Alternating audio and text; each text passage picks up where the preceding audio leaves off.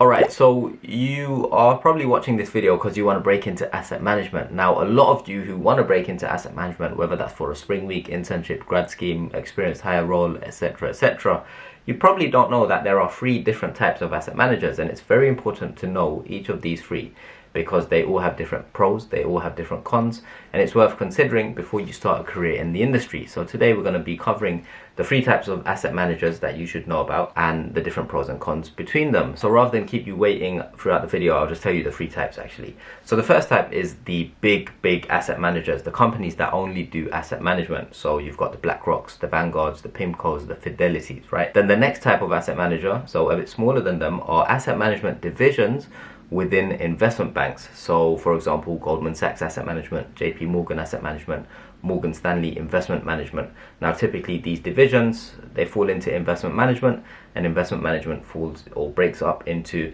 asset management and private banking or private wealth management. And then the last but not least, the third type, we've got boutique or specialist asset managers. So you've got asset managers who specifically focus on small niches such as sustainable investing or investing in art portfolios. Now you know the 3 different types. Let's go into each of these and talk about the pros and cons of pursuing a career in those different types of asset managers. Alright, let's start with the big asset managers, the BlackRocks, the Vanguards, the PIMCOs, the Fidelities. So BlackRock is the world's largest asset manager, and they have around $9 trillion in assets under management or assets under supervision. Now what that means is they are responsible for managing $9 trillion of money. And then you've got Vanguard, who manage $8 trillion globally, and you've got Fidelity, who manage $4 trillion globally. There's a big list, but these are the big ones, right? And so these asset managers only do asset management. You won't find them doing investment banking, you won't find them doing sales and trading or anything else. They are, strictly speaking, asset management companies, and that's all they do. They have lots of different products across lots of different asset classes, whether it's equity products, fixed income products, alternative investments, multi-asset products, anything you can think of. And now more than ever, a lot of asset managers are adding more exotic products like cryptocurrency funds and investing in the crypto space because that's becoming a more and more prevalent area as an asset class. So when you hear these big companies, just think all they do is asset management. They are the biggest players in the space and they manage the most money. So one of the main benefits of applying to these types of companies is that they are specialists because all they do is asset management. Executives at the company, the board, they're not going to be worrying about the investment banking division or the sales and trading division, etc. All they're going to focus on is the main business that they do, and this is asset management. So if you join a company like BlackRock or Vanguard or Fidelity, you are joining an asset manager, and that's going to be like the focus of that company. So you get that dedicated specialist focus as an asset management employee in an asset manager. So it's just asset management, no other random stuff, right? So that's useful if you want to stay in asset management long term. However, one of the downsides is, if you are at just an asset management company, it might be trickier for you to move into different areas like investment banking or sales and trading. However, that's one of the benefits you have of being in the asset management division of, an investment bank, for example, where you can easily move into different divisions because the investment bank has those divisions. Whereas the asset management companies, the BlackRocks, the Vanguards, they don't have other divisions.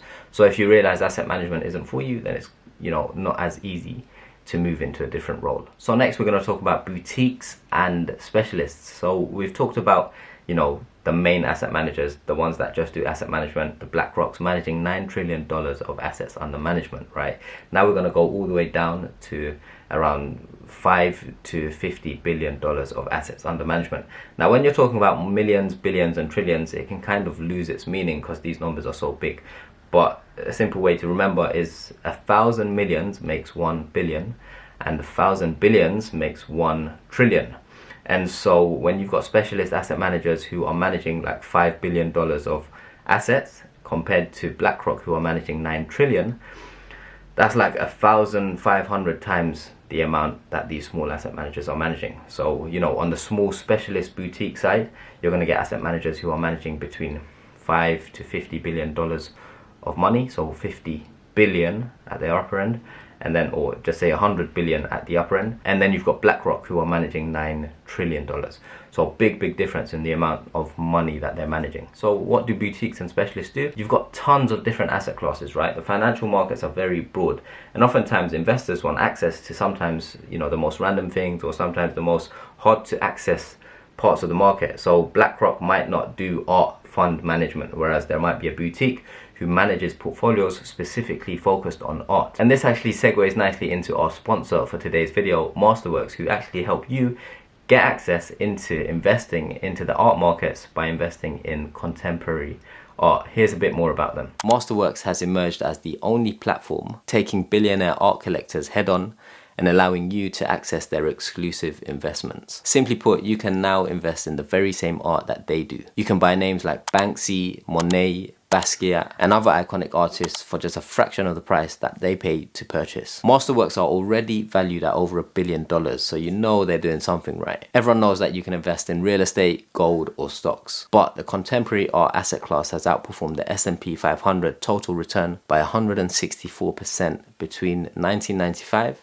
and 2021. Masterworks know what they're doing when it comes to selling art. In fact, they returned 32% to their investors in 2020 and 31% in 2021. Getting started with Masterworks is super easy. It just takes a few clicks. You visit their website, create an account, browse the artwork, and you can diversify your portfolio with one of the most stable asset classes around, art. Now, if you don't want to wait until they find a buyer, Masterworks also offer a secondary market on their website. There you can sell your shares to other members, kind of similar to how you might sell your stock on an app like Robinhood. So the stock market's been going crazy recently. In fact, nearly every top equity firm is projecting real returns of 5% or less, and Morningstar are actually projecting negative growth. As such, it goes without saying, there's never been a better time to diversify your portfolio. You can gain priority access to Masterworks by clicking the link in the video description, and it also goes a long way in helping the channel. So go check it out. Now let's get back to the video. Other examples of specialist and boutique investment managers or asset managers or fund managers, all the terms are interchangeable, are these specialists who focus on sustainable investing or environmental social governance investing, ESG investing.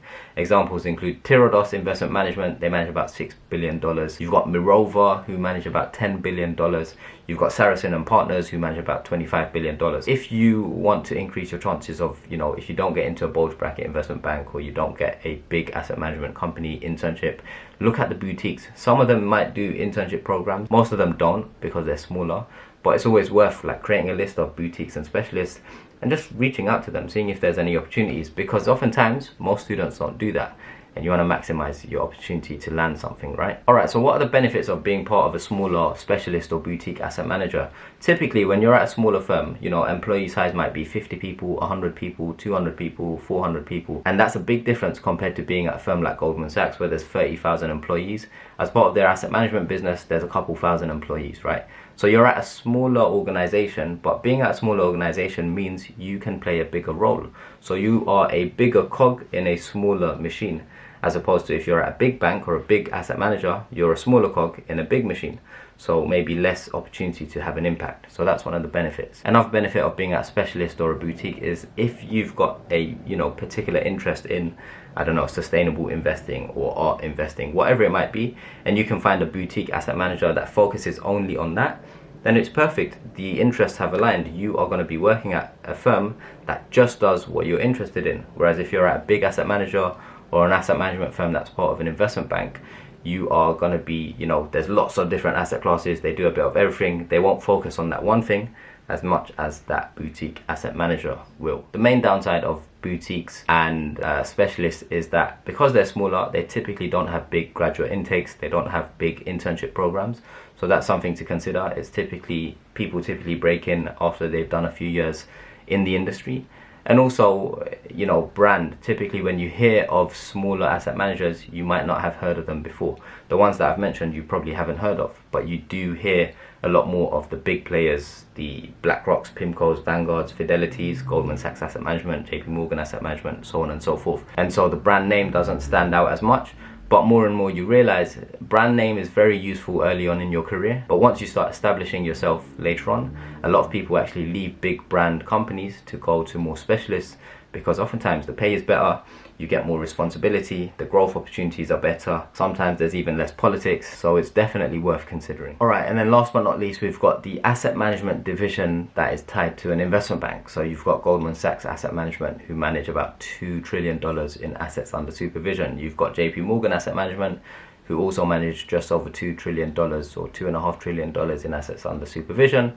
And you've got Morgan Stanley Investment Management, who manage about $3 trillion in assets under supervision, assets under management. And you've got various other examples, right? So these are asset management divisions, which are a part of a global investment bank. So the investment bank has investment banking, they have sales and trading, they've got research, they've got, you know, all these other divisions. And the asset management is one revenue sleeve of that big bank. Now, some of the benefits, obviously, if you are a graduate or a student, these companies have lots of graduate intake. They have lots of internship programs. So you should definitely apply to them, because that's probably the easiest to break into of all the three that I've mentioned, because there's so much opportunity, there's lots of headcount. Also, when you join an investment bank's asset management division, it's good because if you don't like it, there's other divisions you can kind of move into. If you don't like asset management, you can try and move into sales and trading or investment banking within the same investment bank. So there's lateral movement, there's internal mobility that the investment bank will give you. I've seen, when I was in asset management, lots of my peers who were in asset management moved to investment banking division, some moved to sales and trading, some went to private banking, etc, etc. So you get that opportunity. So that's pretty good. That's one benefit of being in asset management at an investment bank. The other benefit is obviously the brand that's associated. So, you know, Goldman Sachs Asset Management, it has the Goldman Sachs name. Of all the list of asset managers, of the BlackRocks, PIMCOs, etc., Goldman Sachs Asset Management, JP Morgan Asset Management, they don't manage the most money. They're not the best performing fund managers, right?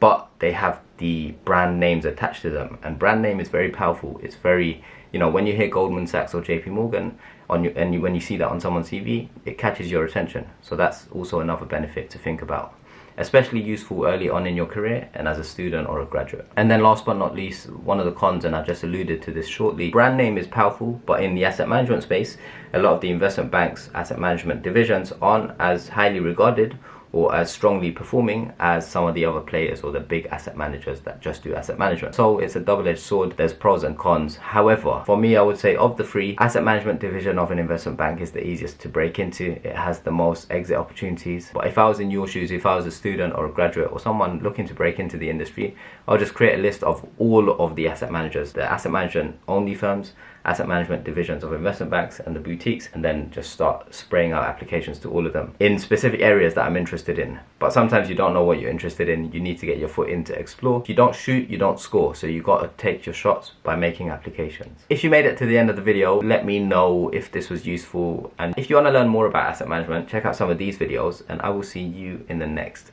video. Peace.